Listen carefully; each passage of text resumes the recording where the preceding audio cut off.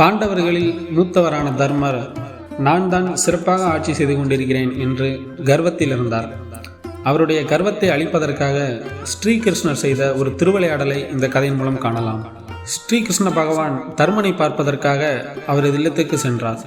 அப்போது தர்மன் ஏழைகளுக்கு தானம் தர்மங்கள் செய்து கொண்டிருந்தார். தான தர்மங்களை முடித்துவிட்டு கிருஷ்ணனை சந்தித்த தர்மர் தான் தினமும் தர்மம் செய்வதை பற்றி மிகச் சிறப்பாகவும் உயர்வாகவும் எடுத்துச் சொல்லிக் கொண்டிருந்தார். ஏழைகளுக்கு தர்மம் செய்வதால் நான் மிகவும் உயர்ந்தவனாக இருக்கிறேன் என்ற ஒரு எண்ணம் அவர் மனதில் இருந்தது. அதனால் தான் சிறந்த மன்னன் என்ற கர்வமும் அவரிடம் இருந்தது. இந்த கர்வத்தை நேரடியாக சுட்டிக்காட்டக்கூடிய நிலையில் கிருஷ்ணர் இருந்தாலும் அதை மறைமுகமாக புரிய வைக்க விரும்பினார். அதற்காக கிருஷ்ணர் தர்மரிடம் நாம் பாதாள லோகம் சென்று வரலாமே என்று தமது விருப்பத்தை கூறினார். தர்மரும் அதற்கு ஒத்துக்கொண்டு அவருடன் பாதாள லோகம் சென்றார்.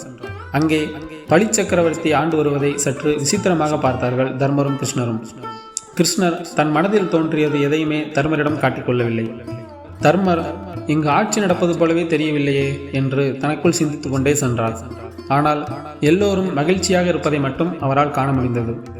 சில நாட்கள் பலி சக்கரவர்த்தி உபசரிப்பில் கிருஷ்ணரும் தர்மரும் இருந்து வந்தார்கள். அப்பொழுது தர்மரின் தினமும் ஏழைகளுக்கு பொருட்களை தானமாக வழங்கும் உயர்ந்த குணத்தையும் அந்த பெருமையையும் உயர்வாக பலி சக்கரவர்த்திக்கு எடுத்துச் சொன்னார் கிருஷ்ணர்.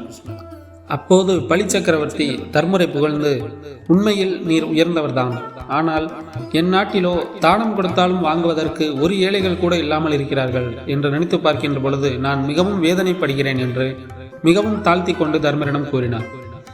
இதை கேட்ட தர்மர், நம் நாட்டில் ஏழைகள் இருக்கிறார்களே, அதற்கு காரணம் நம்முடைய ஆட்சியின் சிறப்பின்மையே என்ற உண்மையை புரிந்து மிகவும் வேதனைப்பட்டார்.